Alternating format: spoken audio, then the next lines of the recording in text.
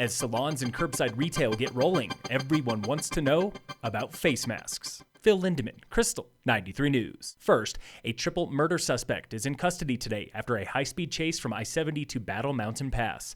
Eagle County Sheriff reports 35-year-old Luis Lucero of California allegedly stole a truck in Docero yesterday morning, leading police on eastbound I-70 to Minturn at speeds up to 100 miles per hour. He then sped south on US 24 and crashed near Red Cliff, fleeing on foot.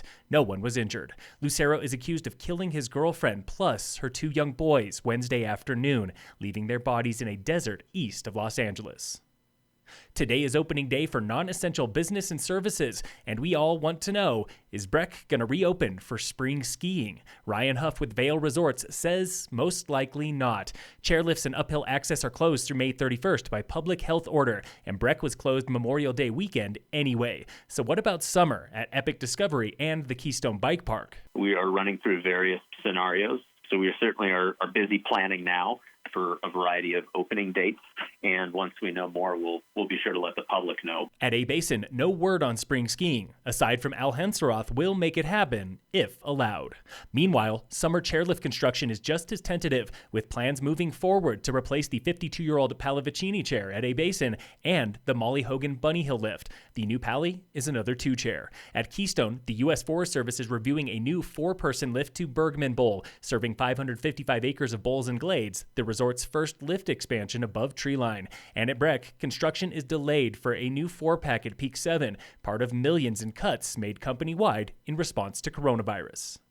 The latest now on coronavirus and shopping. Summit's latest public health order requires face masks at stores, and that mandate is causing headaches for employees at Target in Silverthorne. County Manager Scott Vargo. Their employees are getting confronted by a number of folks that are refusing to comply with that part of the order.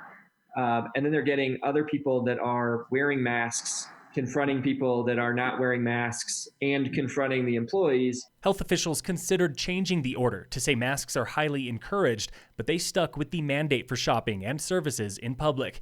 Now, what about enforcement? If there are situations where folks are abusive and threatening behavior and those sorts of things, I did encourage Target to contact the local law enforcement because that's where it's raising to a different level. Face masks are still required for any public indoor space, including salons, cell phone stores, and banks. And you'll notice food safety type forms posted at every open business. But what do they say? Brecktown manager Rick Holman. It's an exercise, right? It's an exercise to make you think, how are you going to monitor health conditions on your employees? Because there's a standard for that. On a conference call with 340 business owners yesterday, Breck Mayor Eric Mamula had just one message. As a business community, because that's mainly who's on this call today, you've got to be the leaders in this fight. You've got to be the leaders with your staffs. You've got to be the leaders with your guests. Mamula gave a preview of Breck's new normal for summer, like mandatory face masks downtown. The mandatory use of masks in places like the core of town, Main Street, Ridge Street, the shopping district, where there is no way for you to keep 6 feet away from everybody at all times, is going to be super important. Breck is also considering a walking mall concept in May and June, and maybe further, closing Main Street for pedestrians only, just like Oktoberfest. There's a real possibility that this is something that the council is going to support, and we'll have parts of the street blocked off permanently for a period of time with no parking, and we'll make it so that people can keep 6 feet of distance, yet give an opportunity for people to enjoy our town. Breck Town Council votes on downtown masks and the walking mall concept next Tuesday.